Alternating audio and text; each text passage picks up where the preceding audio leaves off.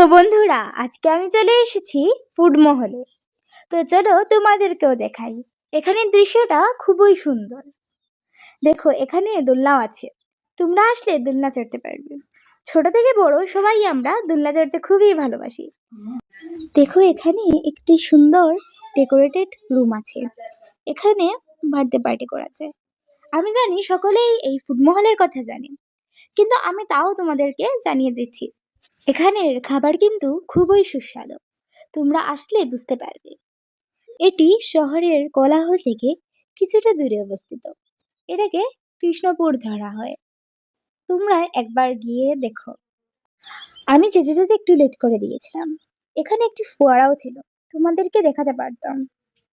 দেখো, এখানে কি সুন্দর দুপাশে পাতাবাহার রয়েছে। খুব ভালোই লাগে এখানে আসতে আমার। আজকের জন্য এতটুকুই। দেখা হবে নেক্সট মিনি ব্লগে।